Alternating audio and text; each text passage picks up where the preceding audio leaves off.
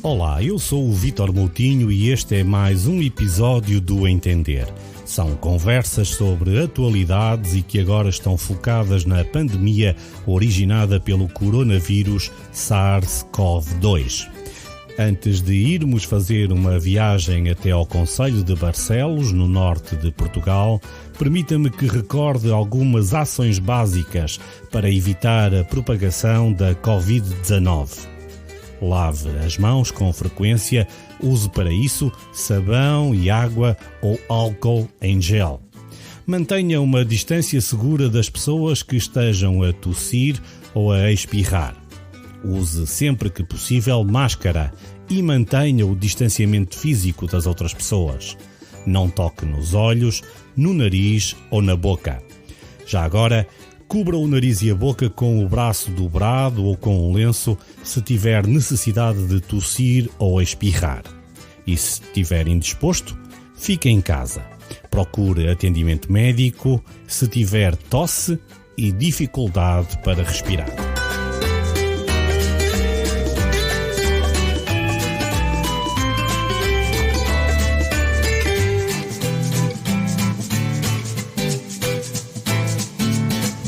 Hoje a nossa conversa vai até Macieira de Rates, uma freguesia do concelho de Barcelos, onde vivem um pouco mais de 2.000 pessoas. Mas o que é que tem de interesse esta terra para que fôssemos entender o que ali se passa? Em Macieira de Rates, a Cruz Vermelha Portuguesa tem um centro humanitário que assume respostas sociais de creche, jardim de infância, ATL, lar, centro de dia, serviço de apoio domiciliário e ainda serviços de emergência e transporte. Com mais de 300 beneficiários, 70 colaboradores e idêntica quantidade de voluntários, desde o início da pandemia, imagine só. O Centro Humanitário da Cruz Vermelha de Macieira de Rates teve 0 casos, 0 infecções. Será isto uma questão de sorte? Não. É muito planeamento e antecipação.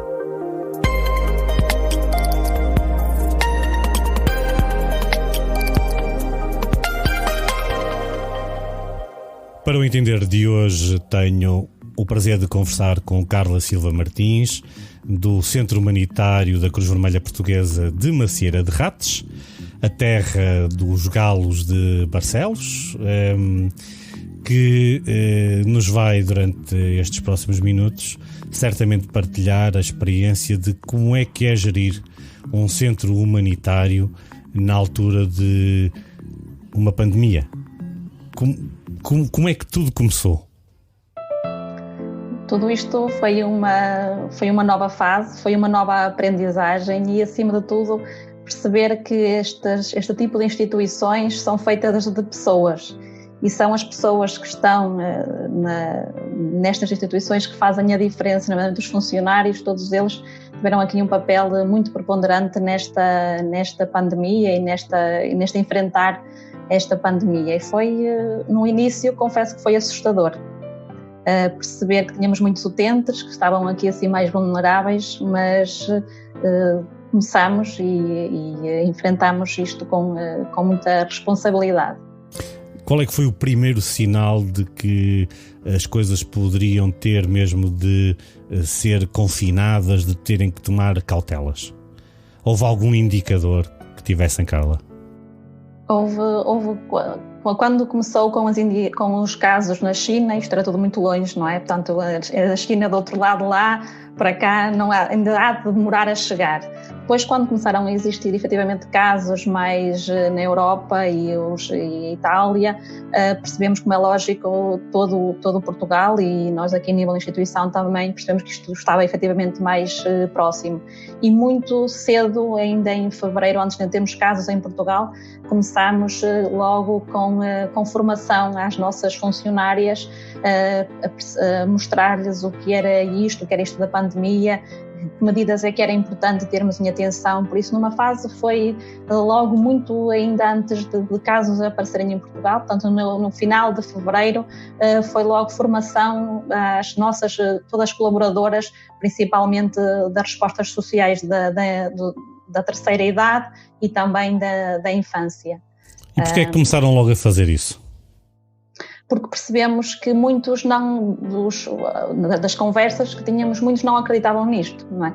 Acreditavam que isto afinal não é assim, isto é o que eles dizem, para aqui não há de chegar nada, e foi tendo numa perspectiva de mudar mentalidades. Foi o objetivo daquela formação inicial e daquele chamar a atenção. Não, isto é real e vai depender de nós a forma como vamos atuar para que afastar o máximo possível e que ele não entre cá, este vírus, não é? esta situação. Estou a imaginar este cenário, vocês a darem informação às funcionárias e elas a começarem a olhar umas para as outras, mas porquê? Não, isto é só mesmo para que a gente ocupe o tempo, não é? Algumas delas achavam mesmo que nós estávamos completamente a exagerar. Não, isto não é assim, estão a exagerar. A partir do momento que começaram a perceber que já na semana seguinte, no início de março, quando começaram a aparecer efetivamente casos em Portugal, afinal, a formação que tivemos atrasado começa a ter mesmo repercussões, não é? E temos aqui assim já casos a se aproximar. E um dos lares que tiveram casos positivos, foi um dos primeiros, foi num lar muito próximo de nós, da nossa região, foi em Famalicão, a cerca de 6 quilómetros da nossa instituição, e aí foi mais o acordar. Não, isto realmente é verdade, está aqui muito próximo e os próximos podemos ser nós, e isto é para levar muito a sério. Para que as pessoas possam entender do que é que estamos a falar, este centro comunitário, quantas valências tem, quantos profissionais é que tem, pode explicar-nos um pouco para quem nos está a ouvir?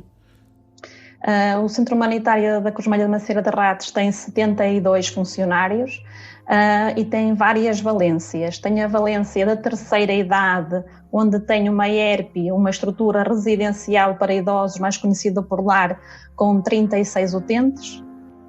Temos também o centro de dia com 30 utentes e serviço de apoio domiciliário, ou seja, vamos fazer o apoio ao domicílio aos idosos, que também temos 30 utentes. Depois tem outra resposta à parte da infância, que temos creche, ATL e pré-escolar, que na totalidade são 150 crianças, portanto cerca de 50 crianças em cada uma das 3 valências.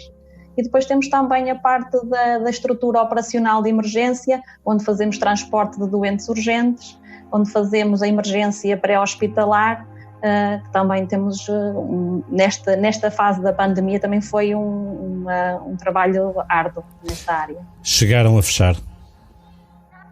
Fechamos as respostas sociais segundo as orientações da Direção-Geral de Saúde, a parte da infância sim, e o centro de dia, que é uma resposta que ainda continua fechada. A ERP, o lar, manteve sempre aberto e também a estrutura operacional de emergência sempre aberto. É normal ver-se em algumas empresas placas à porta de correram não sei quantos dias sem acidentes. Vocês, desde que começou a pandemia, estamos a gravar em meados de julho, até agora tiveram 0 casos. Até agora tivemos 0 casos, dentro de funcionários, utentes, não tivemos nenhum caso até hoje. Isso é que é importante salientar. Em que é que reside esse segredo? Não foi só na formação. Não, este segredo foi na formação e no cumprir as regras, foi estabelecer um plano de contingência muito antecipado e dá-lo a conhecer a todos os colaboradores, todos eles têm conhecimento sobre o nosso plano de contingência e não é só estar escrito no papel, é garantir que ele é efetivamente posto à prova, não é? E executado. Acho que é aí que nós não facilitamos nas medidas, não é só estar no papel. Carla, mas tem colegas que vão a casa, vão dormir, vão às compras, têm um fim de semana. Como é que há esse controle? Porque rapidamente um colaborador pode trazer um incómodo para dentro de casa, não é? Claro que sim, claro que sim. Temos e aí foi muito passar pela sensibilização aos funcionários e aos colaboradores, a mostrar-lhes que eles podiam ser esse veículo, e eles têm esta consciência. Nada nos garante, nada conseguimos garantir a 100% que eles não possam ser infectados, mas garantimos que eles, quando entram para a instituição, a partir do momento que passam a porta de entrada, tomam todas as medidas com os EPIs adequados para o contacto com os utentes. As medidas que nós tomamos foi eles mal entram por uma porta distinta dos restantes colaboradores. Estamos a falar mais na parte do lar, da ERP. Deslocam-se logo para uma sala de pessoal onde se fardam, a farda fica lá na instituição, é lavada, é tratada, e usam sempre máscara, para além de medição da temperatura, todos os dias questionário sobre alguma medida, alguma sintomatologia com todos os dias COVID, esse inquérito? Todos os dias. Ou seja, há um conjunto de normas, a medição de temperatura, o uso de máscara, o uso de equipamento de proteção individual, que não vem de casa. Não. Mal entram na instituição, antes do contato com qualquer tipo de utente, têm que garantir isso. Só depois, então, é que entram em contacto com os utentes. Carla, mas não sei se foi com o exemplo errado de outras situações que viram em Portugal que decidiram isso, ou vocês já estavam à frente e disseram aqueles malandros deviam ter seguido as regras que nós estávamos a seguir? Foi um bocadinho à frente. Antes, quando ainda se falava de que se devia ou não usar máscara, nós sempre usamos máscara. Sempre. Desde que iniciámos o nosso plano no início de março, sempre. Ainda havia a dúvida se sim, se não, nós não tínhamos dúvidas. E os utentes? Qual era a reação dos utentes? Eu estou a vê-los, mas porquê é que vocês andam assim? Não se passa nada, não é?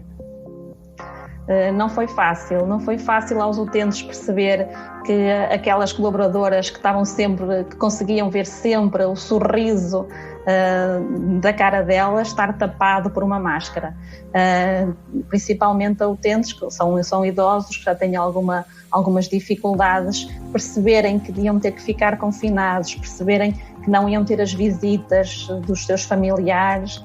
Isto também não foi fácil, foi tudo uma grande dificuldade que foi apresentada. Nós temos um hábito na instituição que todos os dias lemos à hora da leitura do jornal. E, nesta fase, todos os dias, notícias sobre o Covid. E eles, com esta leitura do jornal e perceberem das várias, da situação da pandemia, foi também acho que foi uma forma de eles entenderem que isto aqui assim não são estas tão maluquinhas, isto é mesmo real, sai no jornal. E acho que foi aqui assim também que os ajudou a perceber que isto era uma situação real e que era para o bem deles. Mas há sempre um cariz mais pesado, psicológico, nem todos reagem da mesma maneira, imagino eu. Sim. Tivemos utentes que tinham a visita dos familiares quase diária, e o ter que restringir estas visitas não foi fácil. Mesmo os alimentos que muitas das vezes eles recebiam dos seus familiares e outros produtos que restringimos, não foi fácil esta aceitação das medidas, mas também compreenderam que era tudo não para o bem só deles, mas de todos os outros. E acho que foi nessa perspectiva de não sou só eu, somos todos, que fez com que eles os ajudasse a compreender.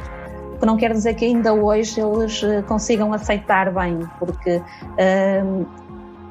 com tudo isto, os passeios, as saídas que antes tinham, as saídas à casa, aos familiares, e principalmente agora, nesta fase em que têm os filhos, que muitos deles que são imigrantes, que vêm e que os levavam agora com esta questão das restrições, não é fácil para eles ultrapassarem toda esta situação. Há aqui o aspecto profissional dos colaboradores, há o aspecto dos utentes e depois há o aspecto das famílias. Imagino que essa foi uma barreira muito difícil de ultrapassar. O facto de criarem barreiras de não podem entrar, não podem fazer visitas, ou pelo menos visitas à janela, ou por via digital, como estamos a fazer agora. Imagino que não tenha sido fácil para essas pessoas aceitarem que isso estivesse a acontecer. Como é que vocês lidaram com isso? Sim, isto não foi fácil, principalmente numa fase onde nas notícias só se ouvia falar de lares e lares com doentes infectados, e eles sem poderem verem os familiares deles. E é inevitável que os familiares criem aquela dúvida: será que o meu familiar está bem? Será que o meu pai está bem? Não é? E não foi fácil para os filhos terem sentirem-se bem, não é? Perante esta situação. Fomos ultrapassando, criando com muitos, numa fase, naquela semana logo suspendemos as visitas com muitas chamadas telefónicas. O telefone não parava dos familiares a quererem garantir que o seu familiar, que o seu pai e a sua mãe estava bem. Foi também depois, fomos-nos adaptando, porque isto foi tudo uma fase de adaptação, utilizando as plataformas digitais, com videochamadas, mas muitos dos familiares, os filhos, não é, dos nossos utentes, alguns deles com muita dificuldade também em aceder a esta era mais digital. E tivemos que haver aqui uma ponte com os netos também, para conseguirem pôr pais e filhos a conversar, e depois acho que isto também trouxe uma coisa de bem, não é? Que foi esta união de toda a família, dos netos a ajudarem os pais e os filhos. As pessoas ficam mais próximas, aproximam-se mais, ajudam-se entre si, ajudam, mas também há situações limites. Teve alguma situação de não, eu quero ir ver os meus familiares e vou entrar? Não, essa situação não. Nós tentamos muito antecipadamente, mesmo quando fechamos as visitas, quando suspendemos as visitas, fizemos questão de contactar todos os familiares a explicar o porquê. Explicar que isto não era uma medida só porque sim, era uma medida para prevenir os seus familiares, e acho que esta explicação do porquê para eles nessa fase foi importante para entenderem. Vamos agora a um nível mais elevado da cadeia, à cadeia dirigente, à cadeia de quem coordena isto tudo. Qual é que foi a decisão mais difícil que, enquanto coordenador, enquanto responsável, teve de tomar? A decisão mais difícil foi, sem dúvida, quando fechamos as respostas da infância, perceber que aquelas salas iam ficar vazias de crianças, e olhar para aquelas minhas funcionárias, minhas colaboradoras, e perceber que o que é que vamos fazer a partir de agora, não é? E a decisão deste encerramento e o redistribuir todo o grupo de funcionários para manter sempre o seu salário e manter sempre a sustentabilidade foi, sem dúvida, uma decisão muito, muito difícil e muito ponderada. Teve insónias?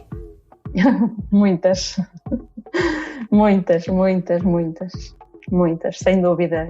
A pandemia retirou-me algumas horas de sono. Algumas, que é para não dizer muitas. Mas decorrido este tempo, perante este panorama, já respirou fundo várias vezes, imagino eu. Sim.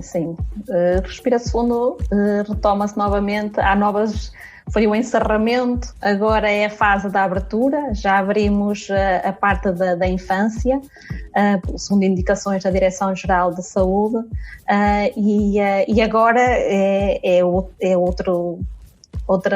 dor de cabeça, digamos assim, porque enquanto estávamos fechados, encerrados, sabíamos que a segurança dos nossos idosos dependia essencialmente de nós e dos colaboradores. Portanto, se alguma coisa entrasse lá, era por nossa via, não é?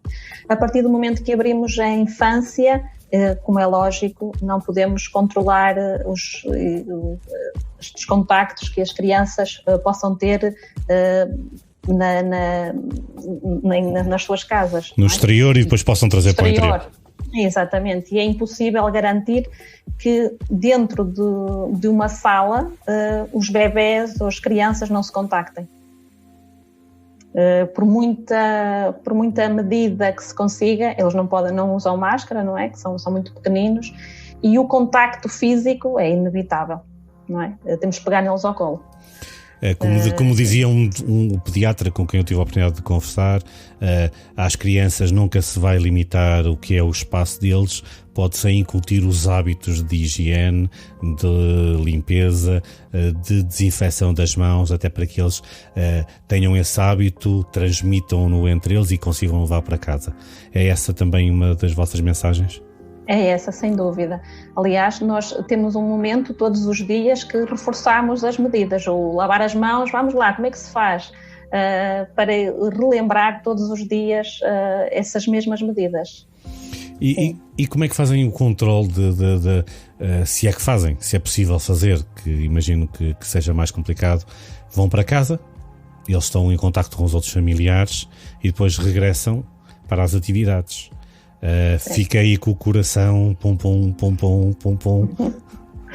Certo, tentamos ao máximo garantir os contactos entre a chegada, todos eles desinfetam o calçado e temos muito cuidado com isso, mesmo com as batas, etc.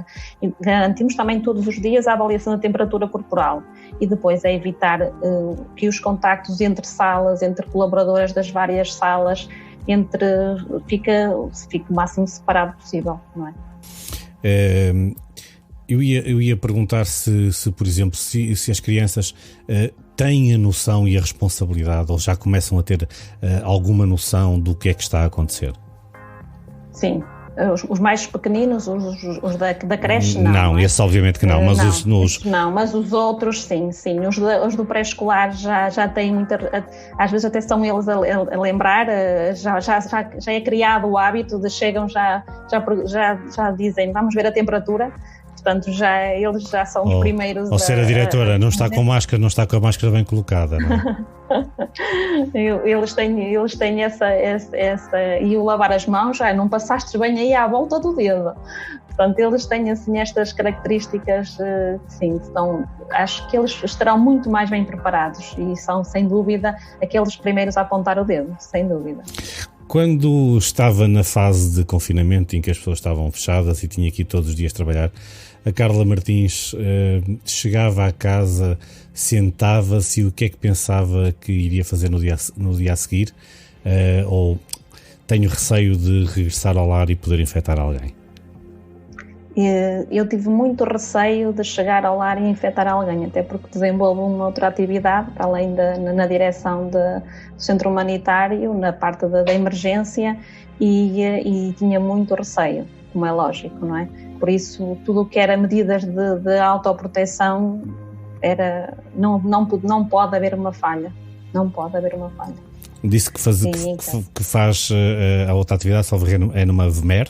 É numa CIV, numa ambulância de suporte imediato de vida, assim, aqui no Então quer dizer que aí é mesmo a pulsação e os nervos andam à flor da pele, não é?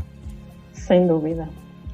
E naquela fase inicial, agora todos já convivemos com isto já é o nosso dia-a-dia, mas na fase inicial eu nunca tive medo de ir trabalhar, não. E naquele início de março, confesso que foi difícil. Porquê? Sempre que o telefone tocava, o coração batia de forma diferente.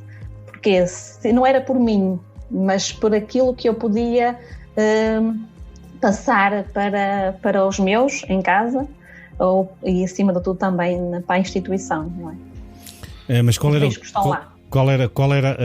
a principal medo que tinha quando recebia essa chamada telefónica? O telefone toca, está a tocar. É do lar, é de algum colega da emergência médica que estava infectado, é dizerem-me que eu tive contacto de alguém que estava infectado. Conta-me um bocadinho essa experiência, porque é muito curioso entender e perceber esta reação de alguém que lida com um grupo de pessoas que são de elevado risco, mas que ao mesmo tempo está na ajuda e na emergência de alguém que possa estar infectado. Sim. O receio vinha, digamos, dos lados, tanto na parte da emergência, quando o telefone tocava para ir para uma emergência, e aqui assim nesta fase do confinamento e nesta fase inicial da pandemia houve uma diminuição muito grande das situações de emergência, mas quando existiam eram a sério, não é? Portanto, eram emergências e mesmo nessas situações de emergência, perceber aquela pessoa, será que está infectada, será que não está? Eu mesmo seguindo todo o protocolo de retirada e colocação do EPI, será que falha alguma coisa? Poderá falhar alguma coisa e eu ficar contaminada? E se eu ficar contaminada, vou levar para casa, vou levar para a instituição, e esse era o meu maior medo, era o levar. Poder ficar contaminada e levar para os outros. Tinham algum plano de contingência no caso de que alguma coisa corresse mal? Sim, tinha plano de contingência em casa, já tinha tudo preparado se alguma coisa corresse mal. Tenho filhos pequenos, não é? O bunker estava preparado para um isolamento. O bunker estava preparado, a família já sabia todo o que fazia, a mãe já estava instruída como é que ia ficar com os meus filhos, não é? Com os netos. Portanto, tínhamos aqui já um plano, porque sabíamos que a qualquer momento também poderíamos chegar a casa, não é? E sim, tínhamos já um plano de contingência preparado e falado e conversado, tudo. Tiveram algum susto pelo meio deste percurso? Não. Graças a Deus, não. Isso é impressionante. Não. Porque dá uma tranquilidade. Imagino que a direção da Cruz Vermelha esteja em breve a tomar as medidas para fazer um case study aí de uma cira de ratos. Ou já fizeram, ou já perguntaram o que é que vocês fizeram e que a gente precisa fazer no resto do país. Sim, da parte da direção da sede nacional, várias vezes, mesmo para alguns encontros, nomeadamente com as entidades competentes, o Ministério da Saúde ou da Segurança Social, questionava então como é que está o vosso plano, o que é que vocês estão a fazer, e serviu em algumas vezes para exemplo para outros locais, sem dúvida. A família não teve medo, Carla? Muito medo. Muito. Quando se tem uma criança com 2 anos, tem-se muito medo. E a família também. Mas eles próprios não disseram, Carla, ou estás a exagerar nas medidas, ou sei lá, não sei, diga-me qual era o sentimento que teve para dizer que eles tiveram medo? Eles, bastava o chegar a casa e eles não se aproximarem de mim. Porque percebiam que quando eu chegava à casa tinha que tirar a roupa toda, tomar banho, etc., antes de entrar em contacto com eles. E eles olhavam para mim, mesmo a pequenina, e não se aproximava. E isto só transmitiu, sem dúvida, que eles também tinham medo de... Mas teve previamente uma conversa com eles a explicar o contexto em que trabalhava e o risco inerente a isto tudo, não é? Sim. E depois o mais velho, claro, e a pequenina vai muito por cópia, não é? Por cópia das atitudes do meu filho mais velho. Mas não foi fácil. Já teve a oportunidade de dizer que neste momento a preocupação está na fase de abertura, na fase de abrir ao contacto dos familiares, aos contactos com o exterior, os utentes ainda não lhe disseram fechar as portas e não deixe entrar ninguém? Ainda não, porque eles também estão na fase de quererem sair, não é? Eles querem sair, mas alguns deles têm algum receio eles querem sair, querem ter com os familiares deles, mas têm receio da abertura da resposta social que ainda falta, que é o centro de dia. E apesar de terem os seus colegas, não é? Porque os outros idosos que vinham só durante o dia para a instituição eram colegas daqueles que estão durante todo o dia, não é? No lar, e esta possibilidade da abertura para eles é um sentimento difícil, porque por um lado querem estar com os outros utentes que eram amigos, não é? Mas por outro lado também têm um receio de que estes possam ser um veículo de transmissão, não é? E é este sentimento de dúvida, por um lado queremos que eles venham, mas por outro não é? Pelo aquilo que eu fui me apercebendo, um dos segredos também que passa pelo vosso sucesso foi o facto de terem, desde a primeira hora, encerrado o centro de dia, ou seja, houve um conjunto de pessoas que ia e vinha para o centro todos os dias, que tinha contato com os demais utentes, e que aí essa decisão foi também determinante. Sim, sem dúvida. Antes ainda de haver uma orientação por parte da Direção-Geral da Saúde para o encerramento do centro de dia, nós contactámos todos os familiares a pedir para ficarem com eles em casa. Só mesmo aqueles que não conseguiam, não tinham forma de ficar com os utentes, é que os recebemos, mas mesmo assim com muitas medidas restritivas.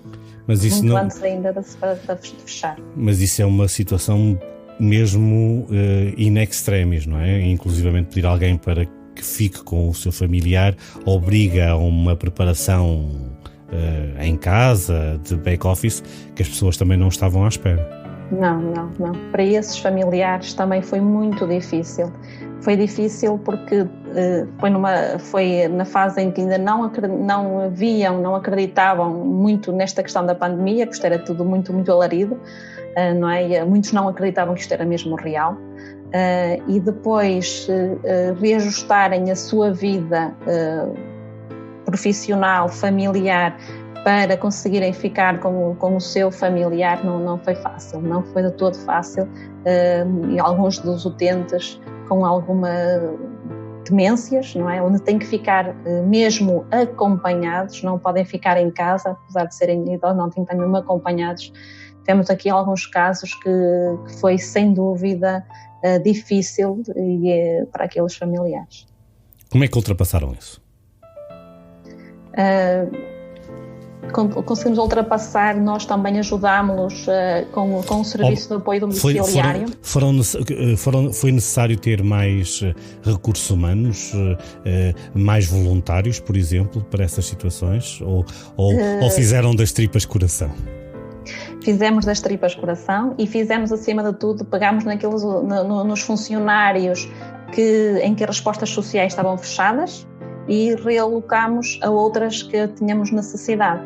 Com o fecho da infância, as funcionárias da infância foram para outros serviços para dar apoio na terceira idade e também para dar apoio no serviço domiciliário, porque alguns destes utentes de centro de dia, eles que não regressavam, que não vinham à instituição pela resposta estar fechada, nós íamos a casa e prestávamos o cuidado, a higiene pessoal, levávamos alimentação, algum serviço de compras, de medicação, ir à farmácia.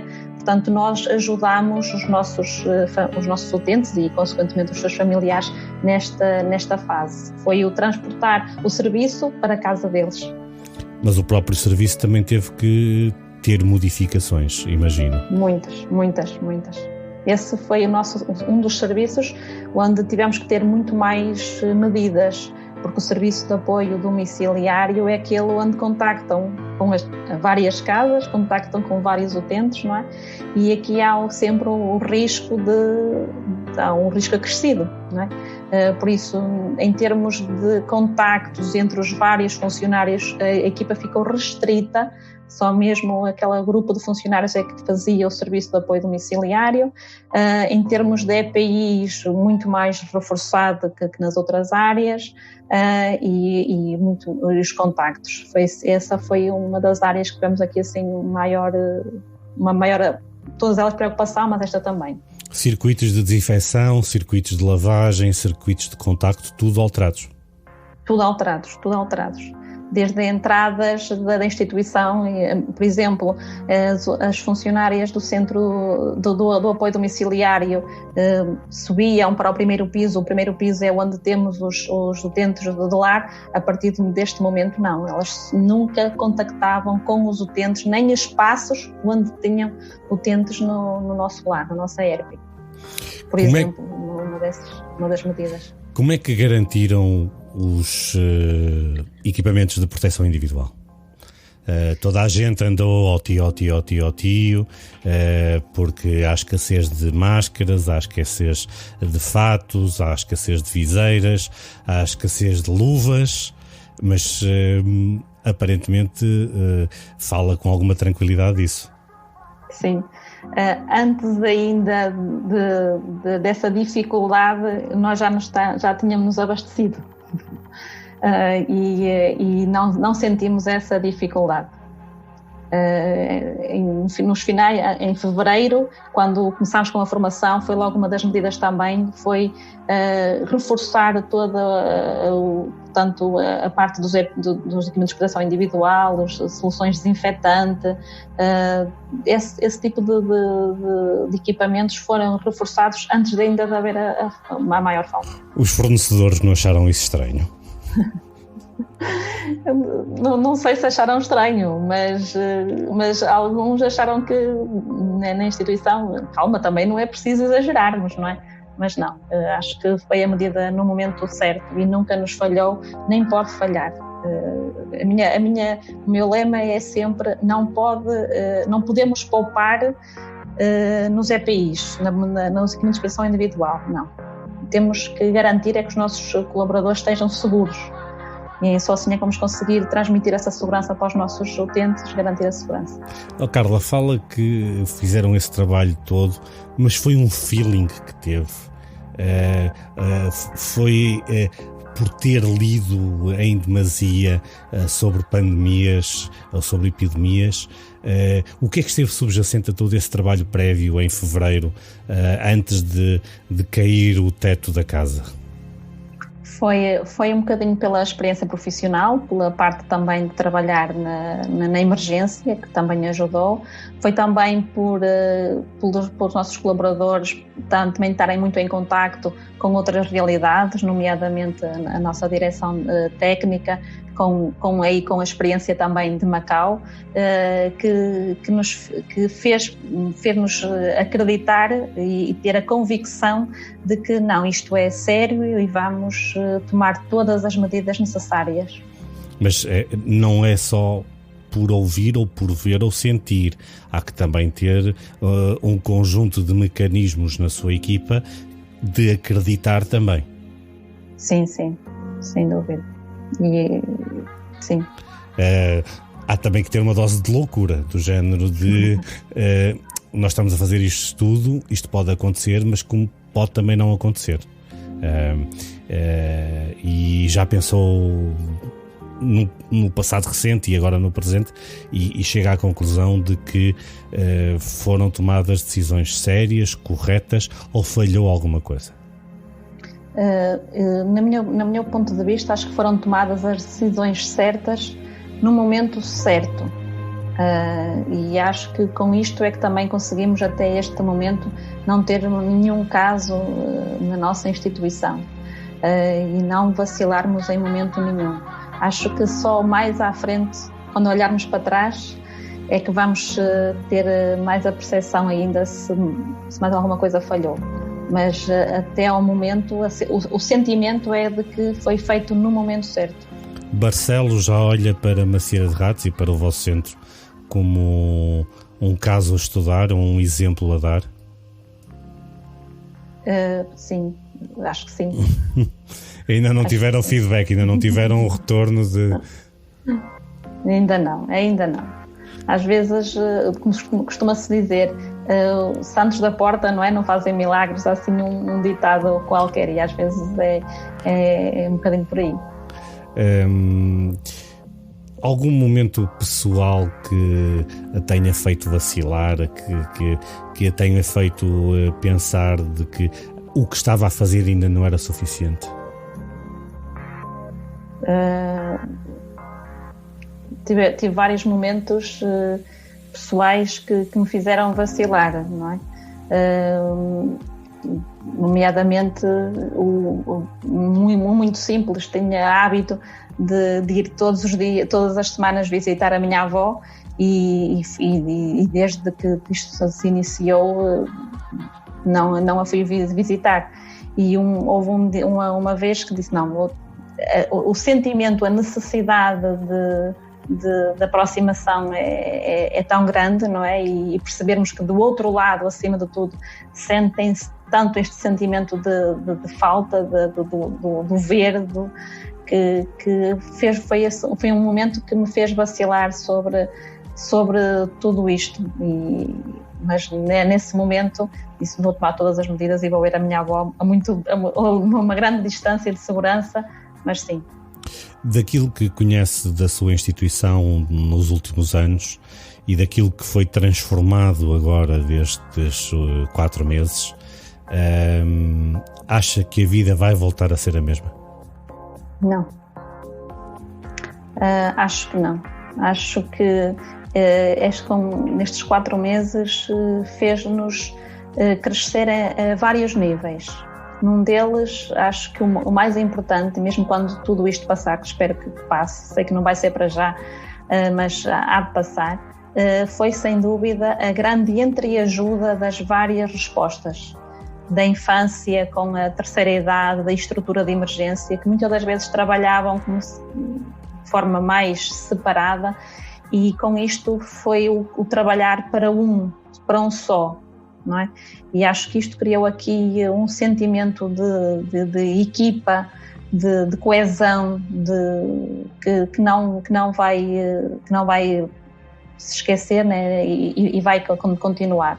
Acho que este é sem dúvida um aspecto importante. Outro aspecto acho que é também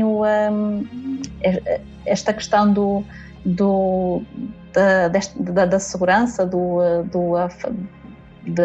dos cuidados de proteção, sem dúvida que vai ser algo que vamos manter mais os hábitos de higiene, mais os hábitos de limpeza. Acho que isso vai-se aprimorar e garantir. Perderam os colegas de trabalho, ganharam uma família. Sem dúvida. Sem dúvida. Tenho feito esta pergunta a algumas das pessoas com quem tenho entrevistado, que é, nos hábitos que tinha antes da epidemia e que foram alterados, deve haver algum que não queira perder. Alguma coisa que façam na instituição, alguma coisa que faça na sua vida, que diz, eu não vou abdicar disto. Quer partilhar? Antes da pandemia ou com a pandemia? Antes da pandemia, tinha um conjunto de hábitos. O ir trabalhar, o ir tomar o café, o abraçar alguém, dar beijinhos, chegar à recepção, cumprimentar toda a gente, e tudo isto se alterou, não é? Claro que sim. Mas há alguma coisa que certamente não quer perder e deixar de fazer? Eu acho que há algo que não perdi e que vou manter sempre, é o chegar à instituição, mesmo que com todas as medidas, o ir ter com os colaboradores e com os utentes e falar com eles. Mesmo com todas a segurança, isso não se pode deixar de não fazer. E eles reconhecem isso? Reconhecem e sentem essa necessidade. Eles sentiram que aumentou a solidão ou pelo contrário, tiveram mais acompanhamento? Tiveram mais acompanhamento. Eu acho que tiveram mais acompanhamento. Nós centrámos-nos muito neles para colmatar aqui a falta da família, não é? Que não podia estar presente. E o cuidado deles foi muito mais presente e mais atento. Tem algum conselho a dar às pessoas que nos estão a ouvir nesta fase em que parece que as coisas andam outra vez a ficar um bocadinho destrambilhadas, para não dizer descontroladas? Eu tenho a dizer que isto não é para vacilar, o vírus está aí e que depende muito da nossa atitude. Um desleixo, vou só ali ao café sem máscara, que não há problema nenhum, não. Isso pode levar a consequências muito sérias. Por isso isto não é para vacilar, é para tomar isto a sério, e um simples deslize pode levar a consequências graves nas pessoas e, principalmente no caso da nossa instituição, mais ainda, não? Lidamos com um grupo de risco. Carla, muito obrigado por esta conversa do Bom Entender. Eu penso que explicamos um pouco às pessoas que nos estão a ouvir e a ver que como é que é gerir um centro comunitário, como é que as pessoas se devem comportar, como é que os utentes reagiram. Muito obrigado pelo seu contributo. Eu é que agradeço.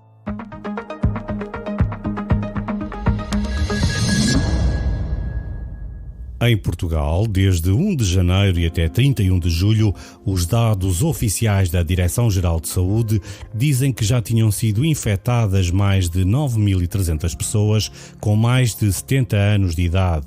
A estes casos, acrescem 1.500 mortes associadas à Covid-19 de pessoas com mais de 70 anos de idade. 1.500 pessoas. Ou seja, até 31 de julho houve 1.735 mortes devido à Covid-19 e, oficialmente, 86% delas são de idosos.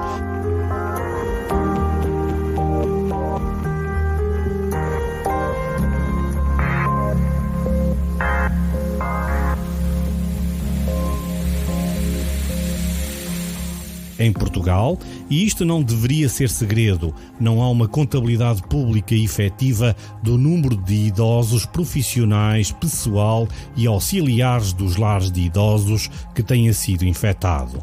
Há cerca de 750 lares legais e o Instituto da Segurança Social diz estar a monitorizar de forma constante toda a situação, mas não divulgou os números.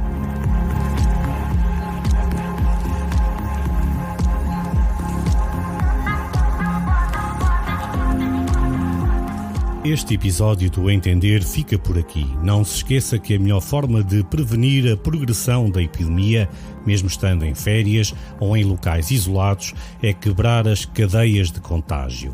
A Organização Mundial de Saúde apela: fique em casa, salve vidas, ajude a combater o vírus, mantenha uma distância segura, lave as mãos com frequência, cubra o rosto ao tossir. Se adoeceu, ligue para o médico antes de sair de casa. Lave as mãos e, sempre que possível, use máscara. Proteja-se da melhor forma, a si e aos outros. Eu sou o Vítor Moutinho. Obrigado por ouvir o Entender e, se gostou, não se esqueça de subscrever o podcast. Se tiver críticas, escreva o seu comentário na página eletrónica www.entender.me. Voltarei em breve para uma nova conversa.